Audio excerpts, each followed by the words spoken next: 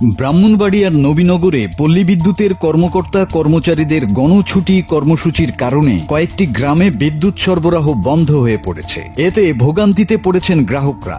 বিদ্যুৎ সেবা ছাড়াও অন্যান্য জরুরি সেবা থেকে বঞ্চিত হচ্ছেন উপজেলার কয়েক লক্ষ মানুষ। নবীনগর পল্লী বিদ্যুৎ জোনাল অফিস ও এর দুটি উপশাখা কেন্দ্রের আওতায় প্রায় 1,40,000 গ্রাহক বিদ্যুৎ সুবিধা ভোগ করে থাকেন। তবে গত 7 সেপ্টেম্বর রবিবার থেকে কর্মকর্তা কর্মচারীরা 4 দফা দাবিতে গণছুটি পালন শুরু করলে বিদ্যুৎ বিতরণে বিপর্যয় দেখা দেয়। এই কারণে ইতোমধ্যেই উপজেলার অন্তত কয়েকশো গ্রাহক বিদ্যুৎ বিচ্ছিন্ন অবস্থায় রয়েছেন। স্থানীয়দের আশঙ্কা, কর্মবিরতি দীর্ঘস্থায়ী হলে পুরো উপজেলার বিদ্যুৎ বিতরণ ব্যবস্থা ভেঙে পড়তে পারে। আমাদের সাধারণ মানুষের যাতে ভোগান্তি না হয়, এই গরমের দিন বিশেষ করে এই বাচ্চা কাচ্চাদের নিয়ে বিরাট সমস্যা আছে বিদ্যুৎ না পেলে।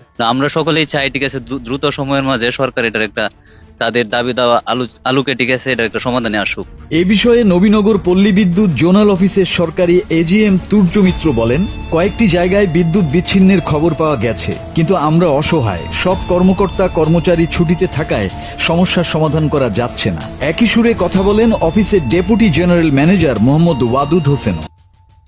সিঙ্গেল মানে দুইটা 4টা 5টা বা 10টা বাড়িতে বিদ্যুৎ নাই, যে একটা ট্রান্সফরমারের আওতায় 10টা বাড়িতে বিদ্যুৎ যায়, ওই ট্রান্সফরমারের ফিউজটা কাটা। এটা হইতে পারে যে এরকম আর 10-15টা বাড়িতে বিদ্যুৎ নেই, এরকম অলমোস্ট 100-র মতো হবে ওভারঅল পুরো নবীনগরে, যে মোটামুটি 100-র উপরে গ্রাহক বিদ্যুৎ বিচ্ছিন্ন অবস্থায় আছে বর্তমানে। এটা আরো বেশিও থাকতে পারে, আমি এক্সাক্ট তথ্য জানি না। কর্মবিরতির কারণে মানুষের সেবা বিঘ্নিত হচ্ছে। মানুষ বিভিন্ন অভিযোগ দিলে তাৎক্ষণিকভাবে সারা যাচ্ছে না, কারণ আমার লোক নাই। গতকাল আমি ঠিকাদার দিয়ে কাজ করাইছি, এদের না পাই এই আর কি মানুষ হয়রানি করছে। 7 তারিখ থেকে কর্মবিরতি পালন করতেছে।